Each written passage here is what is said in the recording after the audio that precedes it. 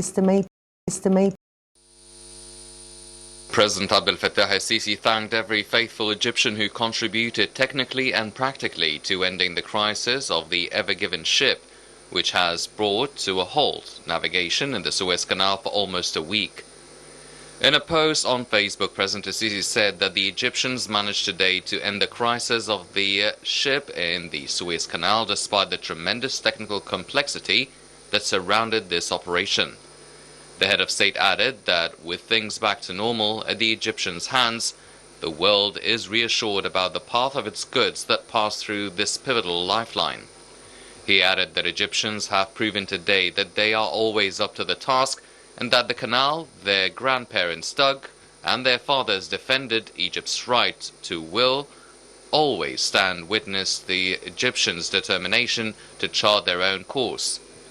Earlier on Monday, the Suez Canal Authority said that shipping traffic through the waterway resumed after a giant container ship, which has been blocking the busy waterway for almost a week, was refloated and was moving at a speed of 1.5 knots. The 400-meter-long Ever Given became jammed diagonally across a southern section of the canal in high winds early last Tuesday, halting traffic on the shortest shipping route between Europe and Asia. A statement by the SCA said that Admiral Osama Rabia, the chairman of the Suez Canal Authority, announces the resumption of maritime traffic in the Suez Canal after the authority successfully rescues and floats the giant Panamanian container ship Ever Given. After dredging and excavation work over the weekend, rescue workers from the SCA and a team from Dutch firm Smith Salvage had succeeded in partially refloating the ship earlier on Monday using tugboats. After the Ever Given was refloated, the CEO of Smith Salvage owner Buskalis said that the time pressure to complete this operation was evident and unprecedented, adding that he was extremely proud of the successful efforts to dislodge the vessel as it was a challenging operation. The company said approximately 30,000 cubic meters of sand was dredged to refloat the 224,000-ton container ship, and a total of 11 tugs and 2 powerful sea tugs were used to pull the ship off. Evergreen Line, which is leasing the Ever Given, confirmed the ship had been successfully refloated and has been repositioned to the Bitter Lakes in the canal that sits between 2 sections of the canal and inspected for seaworthiness. The technical managers of the container ship said there were no reports of pollution or cargo damage, and initial reports ruled out any mechanical or engine failure as a cause of the grounding. Admiral Rabia said that at least 369 vessels are waiting to transit the canal, including dozens of container ships, bulk carriers, oil tankers, and liquefied natural gas or liquefied petroleum gas vessels. The Suez Canal Authority said earlier it would be able to accelerate convoys through the canal once the Ever Given was freed. Rabia told the state television that it could take up to 3 days to clear the backlog, and a canal source said more than 100 ships would be able to enter the channel daily. Right, welcome back. And I have really here to say that the President's post reflected the enthusiasm that filled all the hearts of the Egyptian, and that his post on Facebook reflected the joy and the proudness and all the relief that we Egyptians have felt, and that all this was reflected in the few words he posted on Facebook. Let me here just clarify something so that people would understand what we are speaking about. The Panamanian company itself, or the owner, is Ever Given. Yes. The ship itself is Evergreen. We don't need Evergreen anymore, please. Anyway, returning back to what we were speaking about, and let me here take the refloating of the Panamanian container and how or what assistance did we receive, or did we receive assistance at all? How many countries offered to contribute? What was the Egyptian response, and how and why was that they weren't able to carry out with their contribution as they wanted, respectively, of course? Well, there is a Dutch company that offered in the first hours of the crisis its help. We didn't refuse to listen to their offer. Egypt has strong relations with every country, especially the EU. They came with their experts, not really the machines, because they had to make the assessment. When they arrived, Egyptians were already working on the ground with our own machines. So they made their assessments, and one of the assessments, I don't think it's made by the Dutch, but the experts outside of Egypt said, well, it would be resolved in mid-April. If they didn't bring their equipments already, that it means that they came to assess the situation in order to start the work process when we already have finished it. Yeah.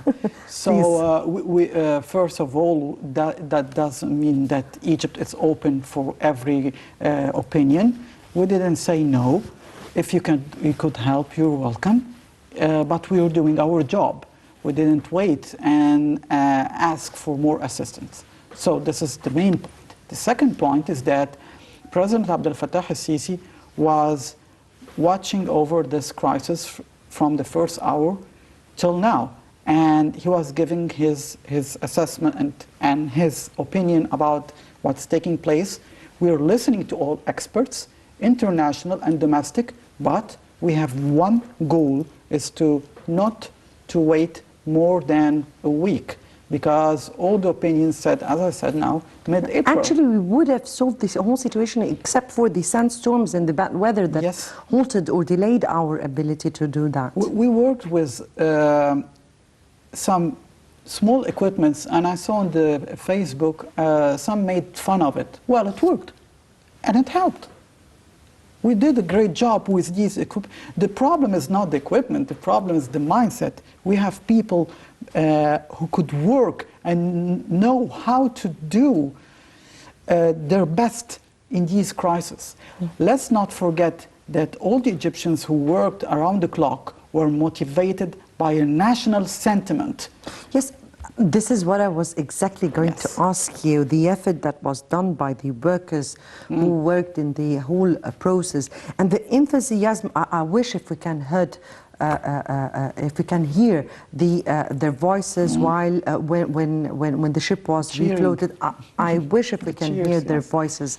And then, but anyway, the efforts that were exerted by those workers and the sum of work that was made in those days. How do you view that, and how does this reflect the will of the Egyptian people? It shows that these people love their country.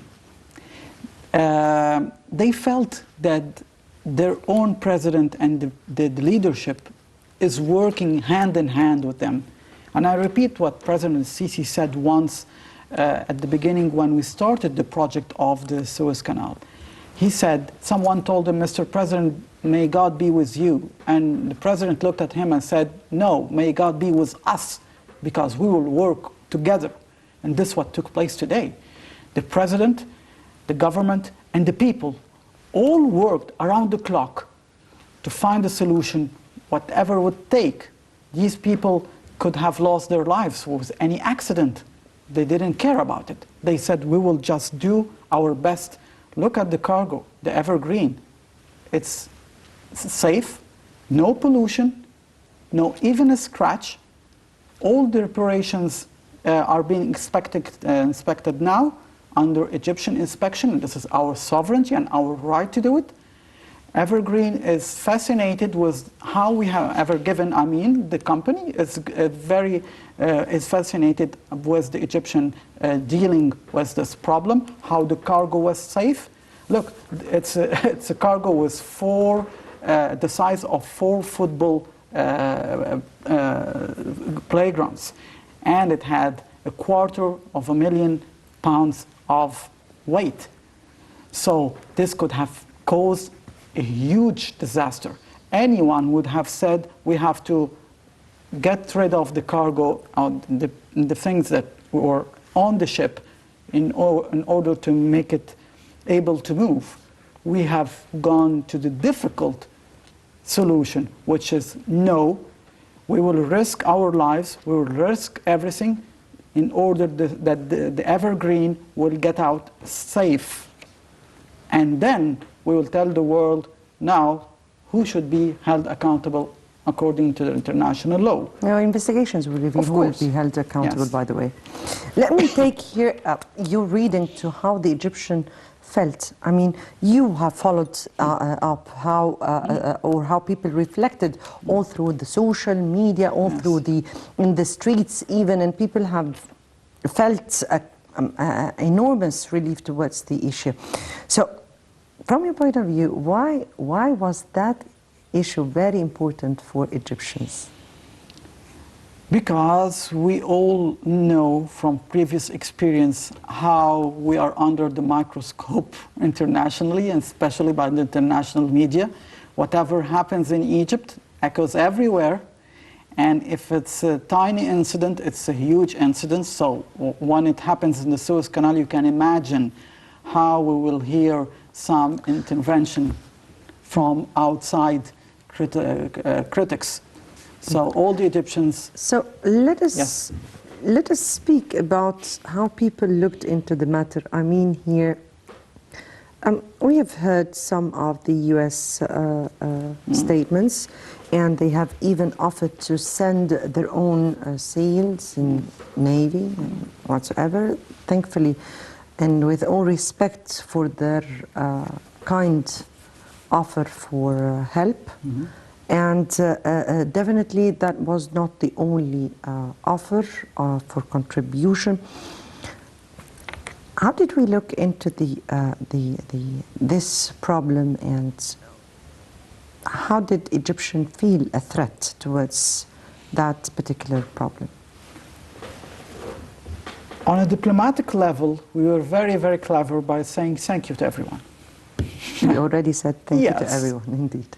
But we all know the intentions behind some of the offers. For example, as you said, well, we would not allow any foreign forces to assist in that. We have our armed forces capable of doing the greatest jobs that we could, the greatest job that could be asked to be done. So we are capable of that. On the level of the people, well, it's not really a good idea. All the Egyptians were saying we have to prove that we are capable of finding a solution very quickly by our own hands. Because we know if we would not do it by our own hands, all Egyptians afterwards will be pointed at the finger with the finger, you were not capable to manage your own crisis, and we had to help you. Well, thank God, this didn't happen.